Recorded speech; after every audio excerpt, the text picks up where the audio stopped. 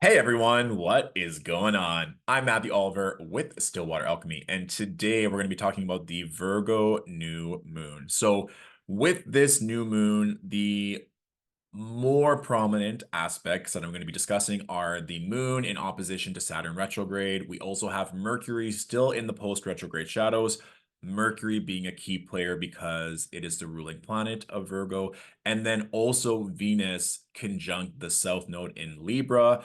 All of these things, in my opinion, weave a story together on how we are going to be utilizing the energy of this new moon. And then also as an honorable mention, I'm going to be discussing Pluto having just recently retrograded back into Capricorn. So let us dive in, shall we? So with this Virgo new moon, it's occurring on September 2nd, 9:55 p.m. Eastern Standard Time. Of course, that's going to be September 3rd, depending on your time zone for some of us. Now, we can see that this new moon is happening at 11 degrees of Virgo. Saturn is currently retrograde at 16 degrees of Pisces. Yes. So that's a pretty close opposition for the moon, given it travels so quickly. So, what are some key words that we affiliate with Saturn? We can talk about hardships. We can talk about delays. We can talk about boundaries. We can talk about maybe authority figures. We can talk about this in relation to Pisces, right? So are there boundaries that need to come up around certain addictions, or are you needing an authority figure to help you hold space and to process your emotions, your trauma, or do you need a mentor or a guide to help you achieve certain dreams? These would all be questions that I'm asking yourself because Virgo is a mutable earth sign ruled by Mercury. There's these systems, these structures. Virgo wants to help you get your life together. It wants to help you purify and distill. Also, remember that Virgo rules the digestive system, the small intestine, right? So, what are you stomaching? What needs to be purified? What needs to be digested better? Also, if we're talking about a new moon in opposition to Saturn, there may be certain things around your health that are coming up to be reviewed. Maybe this is now getting support around certain eating habits. Maybe you're working a lot and your diet has been thrown off. Maybe you're talking to certain doctors and they're saying, these are the test results. We need to get you on a certain regime or to address the emotional. What is this symbol? The emotional underworkings that are happening to help you move through this. Having gone through a lot of my own health journeys and also having a master's degree in sports nutrition, there's a lot that when I talk to healers, but especially doctors, I'm like, oh, well, this is often a common manifestation of this emotional symptom. Like, not everything is just stress or just anxiety. There's a lot of things within life that can trigger certain things. So, for example, when I moved into this condo in Toronto, it was during a Mercury retrograde. There was a lot going on. There was a lot of delays. Like my bed was delayed. There was miscommunication with the staff that work in this building. There was a lot. And my gums and my teeth really started hurting. It's not like I was overly stressed. There's a lot going on. And I just literally Googled spiritual manifestation of gum pain, of tooth pain. The gums support our teeth. Our teeth help to break down food to nourish us. So if you have gum pain that isn't related to dental work per se, it can talk about feeling ungrounded or feeling unstructured, not feeling secure in your home environment. And once everything worked itself out, once my bed arrived, once Mercury retrograde ended and things were a lot smoother, that gum pain went away. And I even went to the dentist and there was nothing wrong. And so there was this emotional energy that was then being signaled as pain or discomfort in my body. And that pain or discomfort is something that's interesting as well, because with, we can also see here, honorable mention to Mars making a square to Neptune. Is this pain, is this emotional frustration on loop or from our past, Saturn? Or is it something that needs to be addressed, or is it even real, right? When we have Mars making a square to Neptune or Mars just in hard aspect to Neptune, it's like, is this fight, is this battle real, or is it something that's been projected? Are we being gaslit? Are we being manipulated by ourselves, by our own fears?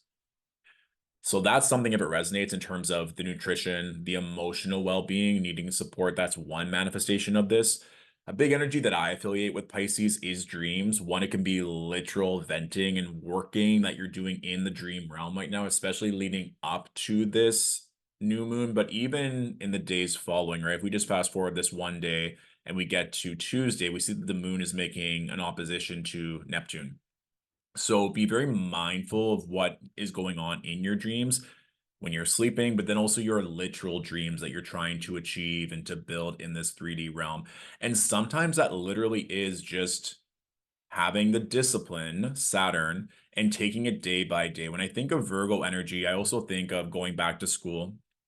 And all of us, I'm sure, went to elementary school, high school. There's that ladder or like the step-by-step system. Like we need to learn this before we can learn that. There's going to be assignments before a test, before a presentation, before the final exam. Like it's literally prepping you along the way and giving you the tools to then perform or to be able to move through the final test. And there are some classes I'm sure that some of us took when we were in high school that we didn't want to take. We thought it was a waste of time. And we still had to move through them because we were in this system, so to speak. And sometimes we are learning certain skills or we're moving through certain tests and we don't want to be there. We don't want to be in that class. We'd rather be doing anything else. Like, I don't want to be learning this in health right now. I'd rather be in sex education, maybe. I'd rather be in phys ed, or I'd rather be in science, or I'd rather be in chemistry. Like, I don't want to have to keep learning the same thing and having to do presentation after presentation in this health class, hypothetically speaking. But perhaps that is not just for you. When I think of Virgo, I think of someone who's very service oriented, right? Someone who wants to purify, someone who wants to be able to help separate what is working and what is not. And often when we're going through these hardships or something that's very difficult, it can lead to greater understanding, greater compassion for other people. And that compassion, understanding, that emotional intelligence is very water, very Piscean. And I also think about this a lot too, which you can take if it resonates, but this idea of painful, challenging, restrictive being a bad thing. And yes, for the human, it's frustrating. We don't want to have to be delayed on where we want to be. But on a soul level, I don't believe that the soul really discerns good versus bad, right? Like someone could see being in a divorce as extremely sinful. This is a failure. I didn't work hard enough, that everyone's going to judge me. I'm not going to be desired, like all these narratives, right? And then in a year later, realize that that divorce was the biggest blessing. And now they've met someone completely more aligned after going inward, being retrospective and doing the healing to realize why that relationship manifested in their lives, right? And so for the soul, the divorce is actually what's needed to get them to the next level, to help them achieve more pleasure, more love, greater family, whatever that is. But when we're going through something like a divorce, energetically speaking, it can be extremely grueling, extremely challenging. If you're in with lawyers and all this money and having to still perform, and if you have children, like there's a lot going on. But for the soul, it's so exciting being like, oh, we're that much closer to meeting a person that's going to bring so many blessings, so much joy into our life. And so that's something to realize again with this moon Saturn. Yes, on a human level, it can be restricting or challenging or frustrating, but on a soul level, it's like, okay, like what needs to end? Saturn can also represent endings, right? What is needed in terms of discipline or structure or accountability to ensure that the moon, our body, our homes, our emotions are better taken care of. And this can be something where most likely you're not going to get the answers overnight. This is something that is likely that you're going to be taking one step at a time, right? Like you don't start kindergarten and then 2 weeks later you finish grade 12. It's like, no, like we're starting school. You're starting something maybe that is going to lead you on a beautiful journey. And also to remember too that the North Node and the South Node are currently in Aries and Libra, but they're going to switch in January of 2025 so that the North Node moves into Pisces and the South Node moves into Virgo. So part of me thinks it's like this is a little bit of a heads up now that if you're feeling really called to work on something in that Virgo ruled part of your chart, no matter if you have any planets in Virgo or not, that this new moon is like planting the seed. So when the South Node moves into Virgo in January, it's like, oh, like there's already some harvest that I can collect. that I'm not without nourishment, that I'm not going without when maybe some other things are happening in that part of my chart, that there's some sustenance here. And that's a key thing to remember in astrology, that there's 12 different houses. You have 10 planets, 4 angles, multiple timing techniques that are affecting you at any given time. So this is one area of your life. Another area to look at in conjunction with this new moon energy is Mercury, now in its post retrograde shadows in the sign of Leo. Remember what I said before is that Mercury is a ruling planet of Virgo and Gemini. But with it being in these later degrees of Leo, we're not getting it back out of its post-retrograde shadow until the 11th of September. So it's still regaining speed. There might be something in regards to what we just talked about with the moon opposing Saturn that you are wanting to strengthen in regards to one of the domains of Mercury. And this is Mercury in Leo. How do you want to be seen? How do you want to be heard? Is there a spotlight energy that you're wanting to move into that you've always wanted to, right? Like this could also be something that you've now gone back, or there's something from the past that's now re-emerging, or you're coming out of a cycle of healing and you're feeling more confident in wanting to express yourself in a more confident, authentic way, right? Mercury in Leo. I'll give one example of this. So I do voiceover work, and I did my initial voiceover demos and reels back in 2020. It is now 2024. And I've been working a lot with great mentors and coaches, very Virgo energy. And one of them listened to the demos recently and they said, this doesn't really reflect your talent or your true potential that I've heard or that I've witnessed. I would highly recommend getting new demos. And I'm like, okay, cool. So for me, it's going to be an investment of time, of money, of energy, of course, but this is also an energy where Mercury coming back around, it's like, oh yeah, you did this a few years ago, but now we're going to do it at a higher level. Now we're going to do it with people that can maybe hold you in a space that you are right now, not where you were 4 years ago, especially for me wanting to go higher in that part of my business. Hello, Mercury.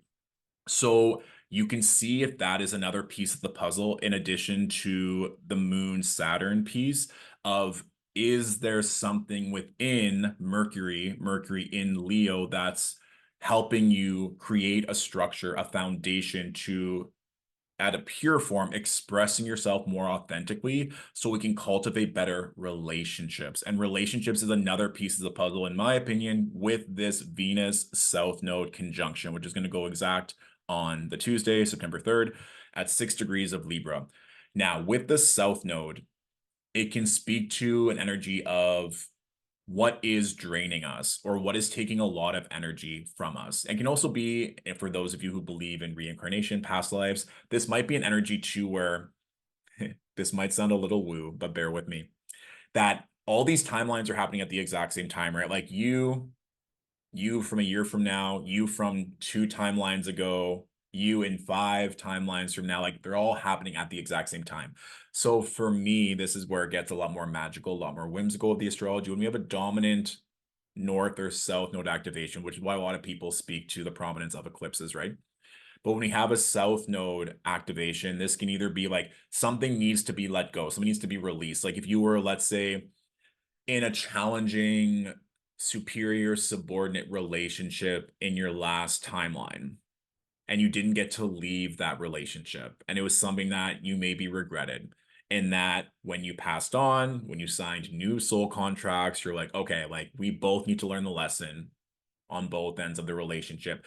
So now maybe you came back and now you're frenemies in this timeline and you're going back and forth, and you're not feeling aligned and you're not feeling like this is really working out. Then guess what? You might be feeling in this timeline, it's like, oh, there's this frenemy of mine. Like it's just never working out. I always feel like they're belittling me, but then they're like praising me at certain times. It's very transactional. Is this something that's not working for me? Maybe that frenemy is holding you back in work. So then we see that thread of there's still this energy around your career, your life path being linked in with this relationship. Now, some of you that may resonate, some of you might like, ooh, or like doesn't resonate at all, but this is something I've seen in my life, in clients' lives, when there's these self node activations. For some, it can be a literal death, a passing, a letting go of a physical death, or it can be that metaphorical death and rebirth of letting go of something that is pleasurable, something that, if we're talking about Venus and Libra, something that's in balance, that is not aligned. If you feel like you're always giving, giving, giving, giving, giving in some type of relationship, then you might be feeling, okay, well, that energy that I'm giving to this relationship is actually taking away from me pursuing my own side hustle, my own business, from my own family. Then you may be feeling it's like, okay, well, there's a new moon that is opposing Saturn. So I need maybe some more discipline, some more structure, some more boundaries. I know that I've been feeling called to speak on this and this and this. Maybe that manifestation is writing a book. Maybe it's starting a blog. Maybe it's starting a podcast. And it's like, I only have so many hours in a day. And these relationships or these obligations are holding me back or are simply not aligned. Or maybe you just need a break, which could be very Saturn, putting a pause, slowing it down, so that we can see there's multiple layers of this story. And then we can look at these transits and where they're happening in your specific natal chart, right? So you can look at the houses that are ruled by Virgo and Pisces to see where this moon Saturn energy is coming up. And remember, it doesn't necessarily matter if you have any planets in Virgo or Pisces. If you do, then those planets are going to be activated. So let's say you have your natal Venus in Virgo. So now the Venus themes are going to come up around the moon in relation to Saturn. So if your natal Venus is conjunct to the moon, then there might be very literal things around your body and your health. It could be around your mother and their health or your relationship with your mother in regards to now Saturn, especially if this is like in the 4th and the 10th house. Maybe you got a promotion at work. That's going to take a lot more of your time. But then it's like, who's going to take care of my mom in the nursing home? I need to make sure that I have additional support. Or maybe your mother's living with you at home. You need to like hire extra assistance. That could be very literal. Venus moon opposing Saturn in the 4th and 10th house, right? So it just gets a lot more nuanced and a lot more specific when we apply it to our natal chart. And I would say as well, if Libra rules one of your angular houses, so 1st, 4th, 7th, and 10th, or you're a Taurus or Libra rising, given that Venus would then be your chart ruler, this notion of relationships, whether they be friendships, work relationships, family, lovers, is going to be that much louder. So then it's going to amplify which relationships are aligned and which ones are not, to then make it very literal. The moon being our emotions with that moon Saturn opposition. All right. So I also did want to talk about Pluto in Capricorn, but I can feel like, whoa, there might be a lot landing, especially after I went in the timeline analogy. But I do want to talk about Pluto retrograde into Capricorn. So this is going to be prominent for those of you that have cardinal placements in those last degrees. So if you have strong cardinal placements between 27 and 29 degrees in Capricorn, Cancer, Libra, or Aries, this is going to really be prominent. But everyone can look at their Capricorn ruled house in their natal chart to see where these themes that, remember, Pluto was predominantly in Capricorn between 2008 to 2023. So it's, again, if we're using the school analogy, perhaps you're learning or getting to redo a really big part of your education. Maybe you're now going to get a master's or a PhD, or you're doing a fellowship, or you're doing a 1 year extensive, and you're like, oh, I'm really moving through it. Or this can be very daunting because I'm surrounded by the best, or I've been putting under a lot of pressure, or I have multiple things going on, and now I have to do a virtual program for the next year, hypothetically speaking. This transit's only going to last until November 19th of this year. However, with Pluto activations, for those of you that do have prominent cardinal energy in those layer degrees, it can feel really intense. It can feel like all these things are being brought up. There can be dynamics around power, abuse, and truth, and endings, literal death and rebirth.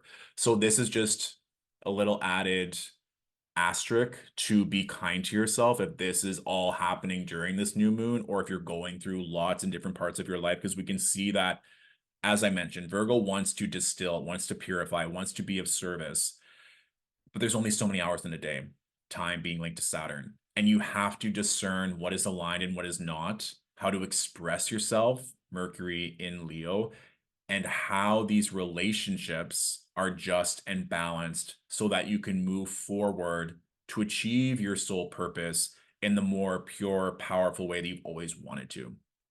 That's how I would address this new moon. And like I said, this is something that is not just going to change overnight. Like you're not going to adopt a new fitness regime and get your desired body in 2 weeks. Like we all know that's not going to work, but maybe you identify that you were teased in phys ed class when you were in grade 5.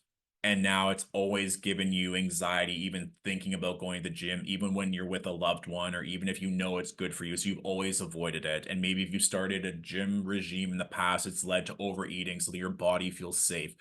And you've taken the first step to seek out help, to help you work through that grade 5 traumatic experience of always being teased, of always being mocked in gym class, so that you can work through that and even just feel safe in your body walking into a gym. And then the next step would be to maybe find a gym and get a 7-day trial pass. Now that you are working through that energy, to feel safe in a space, and maybe you go to a gym that's catered to your community or your gender expression, whatever that is. Like we are taking it one step at a time. Saturn is heavily involved here. And this is also Pluto in Capricorn, Capricorn ruled by Saturn. And I just want to emphasize that because I just feel like sometimes, especially being a part of this self-help, spiritual, astrological industry, when people go off and being like, just do this, just do that, we want to break it down into truly digestible pieces to show a realistic timeline. And yes, of course, anything can change at any time, but something like this, it can be one seemingly small step in the right direction that is going to completely change your life in the long term. And I'll give one final example to round us out here. So with everything that's going on as a professional astrologer, I will look at where are Venus and where are Jupiter, the benefic planets, to kind of give us some love. And Jupiter moved into Gemini at the end of May of this year, right? I think it was like May 24th or something. So Gemini for me rules my sixth whole sign house. Cleaning is a big energy of the sixth, routine, structure, servitude. And I'm always very clean, very hygienic. It's extremely important to me.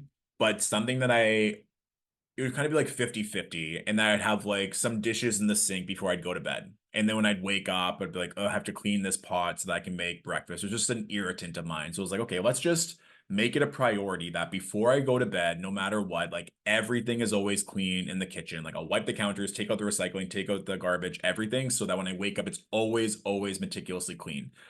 And ever since Jupiter moved into Gemini, I would just do it. And I'd either have like a podcast or music, or right now Sex in the City is playing in the background as I just do this like 15-minute ritual of cleaning to just get it done. And there's only been twice where I left like one frying pan in the sink. So it's pretty good. In like 3 months, only 2 times where there's been one frying pan in the sink. Everything else is meticulously clean. It's just part of my routine. And now it's something that as I'm cooking each meal, I'll just be cleaning because I just find it so easy because I've just done it over and over again. It's not something that I deem as like frustrating or hard. Not that it ever was, but my point in saying this is that the more and more that you do something, the more consistent it is. You don't view it as hard or challenging. If you at first are going to the gym every morning and some days you go, some days you don't, in 3 months from now, in a year from now, you're like, oh yeah, like this is just who I am. This is something that's so easy. If you go on holiday and come back, you're not afraid that that routine or that habit won't be fixed because you've already done it over and over again.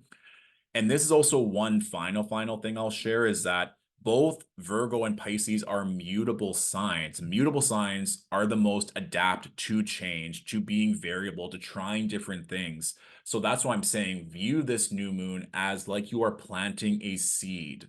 And maybe you're planting a whole bunch of seeds. Maybe you're planting seeds of different produce you've never had in your garden because you're just curious. And yeah, of course, maybe part of the garden will be the tried and true seeds that you know in 3 and 6 months will bloom beautifully, but you're curious now, right? Like Jupiter's still in Gemini. You want to see if there's different things that you do that can make your life better, make your life faster, make it more exciting, make it more pleasurable. This is the time to experiment or at least implement something new that is different, something you've never done before, and see if that resonates. All right. So as always, if you need additional support, I have different different services, different offerings on Stillwater Alchemy's website. One question readings are currently open. My books, Cute. My books are open for one-on-one readings, whether that be coaching, tarot, astrology. Everything is there on the website. Please let me know in the comments how this new moon is manifesting for you. If there's any fun synchronicities or stories, of course, I would love to hear them. And I'm wishing you all a fabulous new moon integration. All right. I'll talk to you soon. Bye.